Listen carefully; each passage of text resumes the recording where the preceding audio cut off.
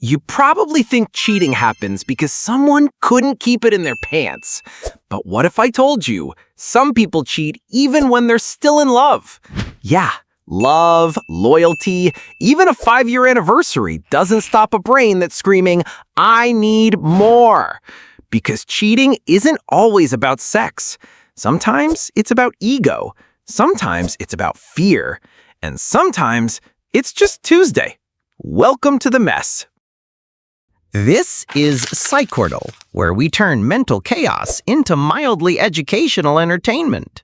We dive into the dark corners of human behavior with memes, sarcasm, and occasional identity crisis.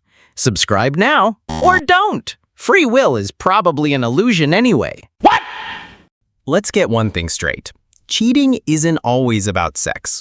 Sure, sometimes it is, but often it's something deeper and way messier, like emotional insecurity wearing Axe body spray.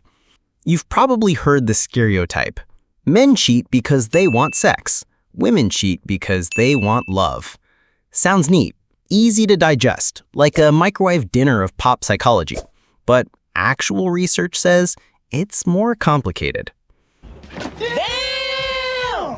According to a study published in the Journal of Sex Research, many people cheat not because they're missing something in their relationship, but because they're missing something in themselves. Ouch. Men often report cheating for validation, power, or to escape feelings of inadequacy. Women? Often emotional neglect, low self-worth, or just boredom. Plot twist, both genders are basically trying to fill an emotional pothole with someone else's body. And no, it's not just bad people who cheat. Plenty of cheaters are otherwise kind, functional humans who made a spectacularly self-destructive choice. Welcome to the human condition. It's like a rom-com, but with more crying and therapy bills. So, if it's not just about sex, why do people cheat? Let's break down 5 psychological reasons that have nothing to do with lust and everything to do with what's going on upstairs. Reason number 1, the need for validation. Some people cheat just to feel wanted. It's not that their partner doesn't love them, it's that their brain runs on compliments like a car runs on gas, and they're always running on empty. One flirty text and boom, ego boost activated. It's not love, it's a temporary patch on a leaky self-esteem. Reason number 2, fear of intimacy. Yeah, weird one, but stay with me. Some people cheat not because they're too attached, but because they're terrified of getting too close. Intimacy feels threatening, so they sabotage it before they get hurt. It's like setting your house on fire because you're afraid it might flood one day. Reason number 3, revenge or resentment. You hurt me, I hurt you back. Some cheating is a slow burn payback, like a passive-aggressive emotional grenade. Maybe they felt neglected, criticized, or unappreciated. Instead of saying, "Hey, this hurts," they say, "Let me go flirt with someone who thinks I'm a snack." Reason number 4, novelty addiction. The brain loves new things, and for some people, relationships feel like apps. Once the novelty wears off, they start swiping for the next dopamine hit.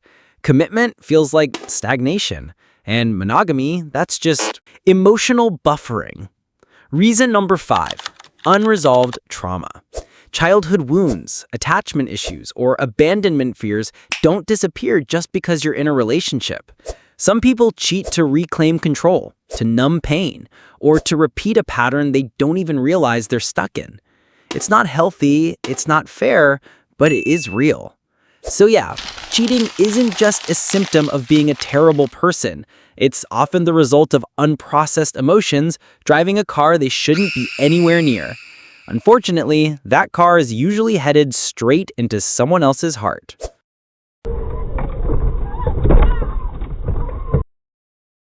So, what does cheating actually say about the person who cheats? Short answer, a lot. Long answer, buckle up. Cheating usually reveals more about the cheater's internal world than about their partner or the relationship itself. It's often a coping mechanism, a messy, destructive, emotionally expensive coping mechanism for dealing with things like low self-worth, fear of failure, or even deep-rooted shame. Some people cheat because they don't know how to ask for what they need. Others cheat because they're terrified of being seen, like emotionally naked seen. So, instead of risking vulnerability, they jump into the arms of someone who doesn't know them well enough to hurt them. And here's the kicker.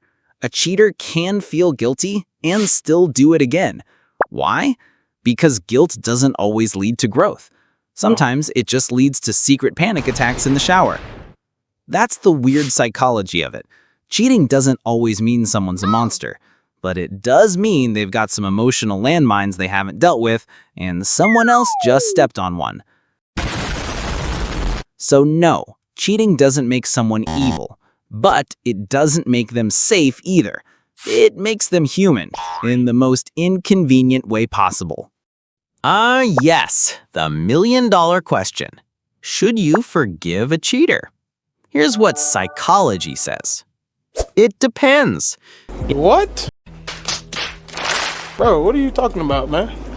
Yeah, sorry, no satisfying revenge montage here. Forgiveness isn't about saying what you did is okay. It's about saying, I'm choosing not to let your behavior own me forever. But, and it's a big but, forgiveness doesn't always mean reconciliation. Ask yourself, did they take accountability? Did they show real change or just real panic? Are they working on the why behind what they did, or just trying to reset the Wi-Fi on your trust? Because forgiving a cheater without boundaries is like handing your unlocked phone to a raccoon and hoping for the best. So no, forgiving doesn't make you weak. But ignoring the pattern? Yeah, that might. Heal, grow, and maybe change your Netflix password, just in case. So, now that we've picked apart the emotional wreckage of infidelity, what do we do with it? Well, if you've ever been cheated on or done the cheating, you're not alone. Humans are confusing, messy, hypocritical, and somehow still lovable. Weird, right? If you want more brain-bending psychology without the therapy bill, hit that subscribe button. This is Psychortle, where we don't fix your mental health, but we do make it slightly more entertaining. See you in the next spiral.